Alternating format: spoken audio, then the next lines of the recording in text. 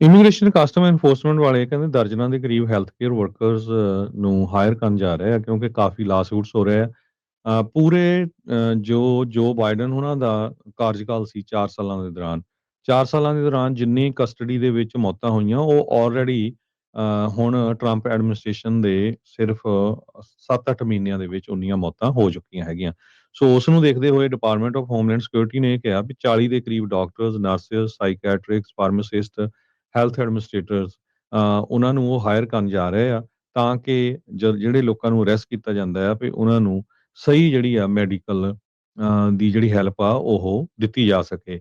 US immigration ਤੇ custom enforcement ਨੇ ਇਹ ਰਿਪੋਰਟ ਕੀਤਾ ਵੀ 20 ਡਿਟੇਨੀਜ਼ ਦੀ ਜਿਹੜੀ ਮੌਤ ਆ ਉਹ ਆਲਰੇਡੀ ਹੋ ਚੁੱਕੀ ਆ ਟਰੰਪ ਐਡਮਿਨਿਸਟ੍ਰੇਸ਼ਨ ਦੇ ਦੌਰਾਨ। ਇਹ ਇੱਕ ਕਹਿੰਦੇ ਭਈ ਬਹੁਤ ਵੱਡਾ ਨੰਬਰ ਹੈਗਾ ਆ। ਬਾਈਡਨ ਐਡਮਿਨਿਸਟ੍ਰੇਸ਼ਨ 'ਚ 24 ਲੋਕਾਂ ਦੀ 4 ਸਾਲਾਂ ਦੇ ਦੌਰਾਨ ਜਿਹੜੀ ਮੌਤ ਹੋਈ ਸੀਗੀ। ਰਿਪਰੈਜ਼ੈਂਟੇਟਿਵ ਪ੍ਰਾਇਮਲਾ ਜਯਪਾਲ ਜੋ ਵਾਸ਼ਿੰਗਟਨ ਤੋਂ ਹੈਗੇ ਆ, ਰੈਂਕਿੰਗ ਮੈਂਬਰ ਵੀ ਆ ਹਾਊਸ ਸਬ ਕਮੇਟੀ ਓਵਰਸੀਇੰਗ ਦੇ ਡਿਪਾਰਟਮੈਂਟ ਆਫ ਹੋਮਲੈਂਡ ਸਿਕਿਉਰਿਟੀ ਦੇ, ਕਹਿੰਦੇ ਭਈ ਇਹ ਇੱਕ ਬਹੁਤ ਵੱਡਾ ਜਿਹੜਾ ਨੰਬਰ ਹੈਗਾ ਆ। ਰਾਈਟ ਨਾਓ ਜਿਸ ਟਾਈਮ ਆਪਾਂ ਤੁਹਾਡੇ ਨਾਲ ਗੱਲਬਾਤ ਕਰ ਰਹੇ ਹਾਂ 60,000 ਲੋਕ ਡਿਟੈਂਸ਼ਨ ਸੈਂਟਰਸ ਦੇ ਵਿੱਚ ਇਮੀਗ੍ਰੇਸ਼ਨ ਕਸਟਮ ਐਨਫੋਰਸਮੈਂਟ ਵਾਲਿਆਂ ਨੇ ਫੜ ਕੇ ਰੱਖੇ ਹੋਏ ਆ, ਜਿਹੜਾ ਕਿ ਬਹੁਤ ਵੱਡਾ ਨੰਬਰ ਆ। ਕਹਿੰਦੇ ਵੀ ਜਿੰਨੀਆਂ ਵੀ ਕਰੈਕਸ਼ਨਲ ਫੈਸਿਲਿਟੀਜ਼ ਆ, ਸੌਰੀ ਡਿਟੈਂਸ਼ਨ ਸੈਂਟਰਸ ਆ ਉਹ ਓਵਰ ਕਰਾਊਡਡ ਹੈਗੇ ਆ। ਤੇ ਟੈਂਟ ਸਿਟੀਜ਼ ਬਣਾਏ ਹੋਏ ਹੈਗੇ ਆ।